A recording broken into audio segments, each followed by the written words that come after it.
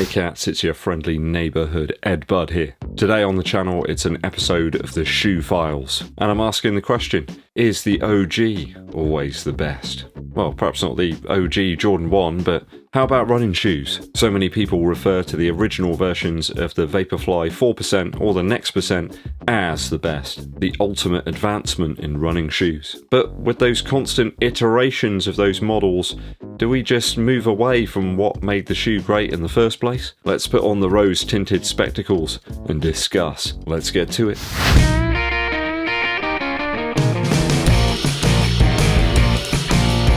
Thanks for joining me on the channel, it's always appreciated. Help us out and spread the good word by hitting that subscribe button, clicking the bell below for notifications, but also giving this video a thumbs up like and sharing it with your running buddies. A super thanks also goes a long way to keep the shoe supply replenished. Today on the Shoe Files, I'm asking why the original versions of trainers just always seem to be the best. Or do I just have my rose-tinted spectacles on, sipping on the sweet nectar of my memories? I'm going to pick out a few select models today to try and help me answer the question, have they gotten better over time, or are the new versions just change for change's sake? Is it just an excuse to try and get you to rebuy the same shoe over and over again? If you're interested in what inspired me to make this video, it was picking up the lost and found Air Jordan 1 High OGs. It's the Chicago colorway.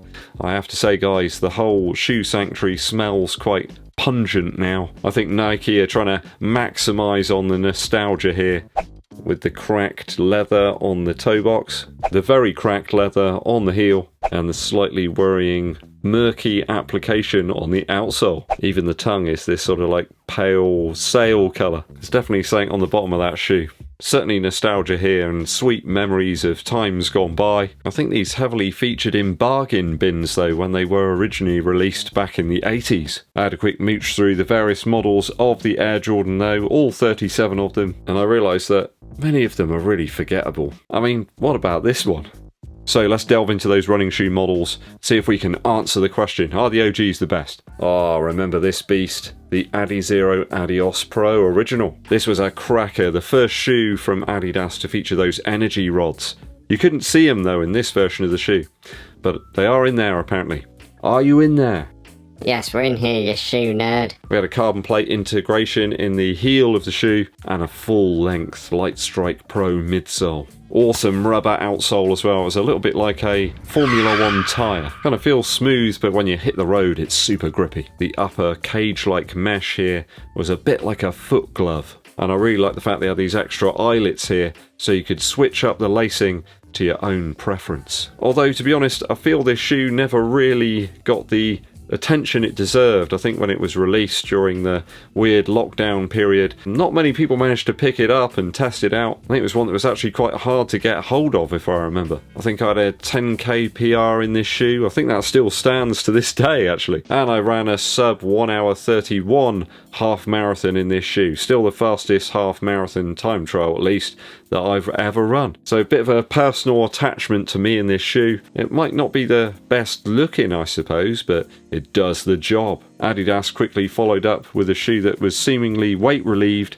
with some of the foam carved out from the arch, a much more flexible upper and slightly different underfoot feel that many quoted as being less stable yet a little bit more propulsive. I have to admit the upper on the Adios Pro 2 is a bit of a step backwards I suppose in terms of durability, lockdown and fit. The 11.5 UK size that I had in the Adios Pro 2 was quite tough to dial in terms of the actual lock round the foot. Nowhere near as good in terms of durability underfoot either on the outsole. Some of those rear sections of rubber sadly detached from the rest of the foam. The Adios Pro 3, well, the jury's still out on that one. I did take that one out today for some threshold effort. It just always feels like a shoe that would probably benefit me for the marathon rather than anything below that. Perhaps it's that wider base, but I certainly think the original versions of the Adios Pro were probably a little bit more versatile, perhaps a bit more usable for 5k, 10k and the half marathon too. I do feel that Adidas have actually tailored that shoe to make it a little bit more forgiving in the heel, a little bit more width in the midfoot area. Otherwise, I can't say it's better than that original Adios Pro from 2020. So, was the OG version better? In this case, yes it was. How about the Nike Zoom Fly? The original was an interesting accompanying model to the original Vaporfly 4%, released back in 2017. It featured a rocker-like design from the midfoot through to the toe, very much one of those shoes that makes you feel like you're falling, but in a good way. A strange lacing system there, the fly wires and the super thin tongue. It was almost like a standard running shoe like heel padding around the Achilles area, and we had Cushlon foam, and let's not forget the nylon plate that was in the original Zoom Fly. It was quite a rigid shoe. It did take a bit of pummeling to actually get it to loosen up a little bit, but once it did, I found it really, really good. It's a nice fast number, that one. At times I did find it a little bit hard to dial in the fit across the top of the foot. It was very easy to over tighten that shoe. It certainly was a shin and knee tester as well. Not for everybody. Some of those early super shoes certainly weren't for every single runner. It was like steady to fast pace only. Nike followed that one up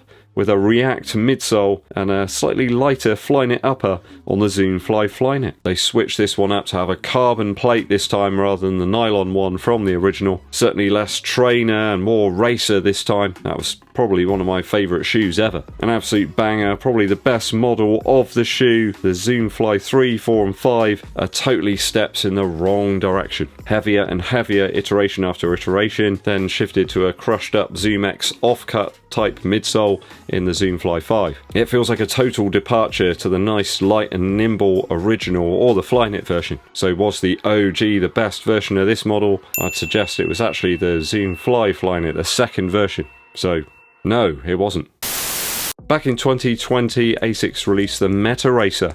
I was initially very excited about that shoe. When I did get it in hand though, it was certainly one for response only. A lower stack super shoe of sorts with a part plate and a mega light upper. There's a firmer, more responsive type of cushion here in the Meta Racer, something closer to a more familiar race flat type feel underfoot. I think that confused people to start with when they initially got hold of the shoe. Was this really Asics version of a super shoe?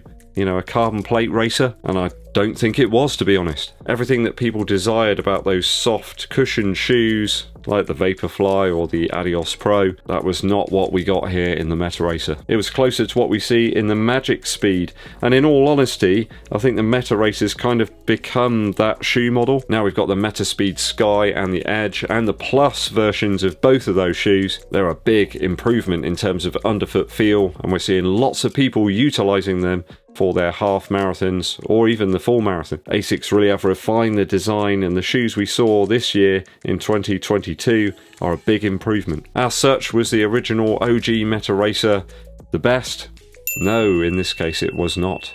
Finally, we move on to the Vaporfly model. My original pair of the 4% are long since retired, destroyed and a bit trashed sadly, but I got a lot of use out of them. There was a lot of love there. I've had a couple of pairs of the Vaporfly 4% Flyknit. Both of those served me well. This was an absolute banger. The Flyknit upper was supreme for me and so light on foot. The Zoom X foam felt like nothing else at the time. Maybe I do have my rose tinted spectacles on now, but it was like brittle yet compressive, but still responsive. The problem was though, the outsole and the exposed midsole on that outsole took an absolute pounding. Like in no time you were left with chunks of the foam coming off. The coating around the actual midsole material soon cracked and sort of peeled away. You were sort of left with this sort of chalky mess. It was kind of disturbing, I suppose. And what happened was the rubber sections at the rear of the shoe just started to come off. Yeah, I mean, I suppose you could glue them back on, but no one wants to be doing things like that, do they? Did you ever experience the suction cup-like sound on the bottom of the Vaporfly 4%? It was fast, it was quick, it was a great ride while it lasted. How about the next percent though? I think the original version of the Vaporfly Next Percent was a big update over the 4%. Certainly the upper was that bit more containing this time. And of course you got more of that lovely midsole material. Yeah, it did feel slightly different, at least in the latter versions of the shoe. This one has a special something about it. Bouncier, perhaps a little less hollow, I suppose. Certainly not quite as flaky as the stuff we had in the 4%. More rubber on the outsole perhaps helped to boost the durability somewhat. I don't think you can really look past the original version of the Vaporfly Next Percent. It truly is the GOAT of race shoes. So many pairs though now, so many colorways, certainly of the Vaporfly Next Percent 2. That shoe feels similar to me. I don't think there's a massive difference between that and the original version. I think it's a bit down to the preference of upper material, what works better for you. If you like the Vapor Weave and it worked for you on this version of the shoe, was there any real point in updating? Like I said, this one just feels a little bit different to the others that I picked up. I had the Hakone Ekiden edition, and I've also got that Gakuso version as well, and they all feel different, but this one still feels better. Did they switch up the formula somewhat down the line? Maybe somebody had a sort of off day, maybe they made these on a Friday or something. It could just be down to production tolerances, couldn't it? So was the original OG Vaporfly 4% the best model? No, I actually think the Vaporfly Next Percent is actually the king of the race shoes. Simply a better and more refined version of that original idea. And I think this shoe is actually much closer to what we saw on the feet of the guys taking on that Breaking 2 event. So in short, I don't believe the OG versions of the running shoes are actually some of the best, nor do I believe the latest iterations of our favourite shoes are the best. Quite a lot of the time I think it's just change for change's sake. And do we really need 1,000 different colourways of some of these shoes? And in some ways that's where the Vaporfly Next Percent and the Air Jordan 1 actually come together here. Do you see what Nike are doing here? We get millions of colorways of this, and we've got exactly that now in the Vaporfly Next Percent 2.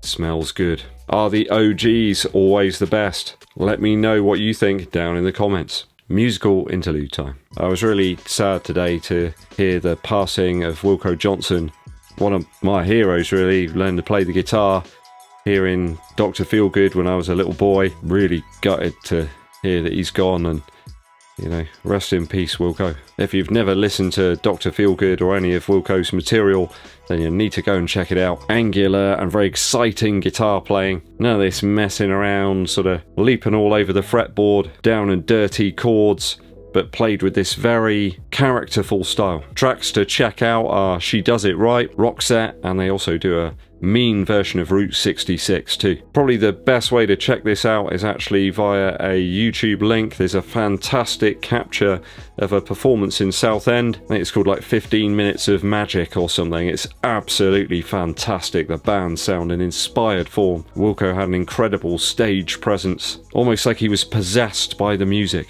Go and check it out, guys. Anything by Wilco Johnson. Rest in peace, sir.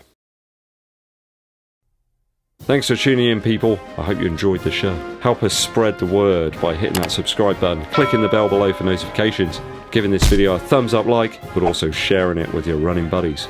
My name's Eddbud, and I'll be seeing you.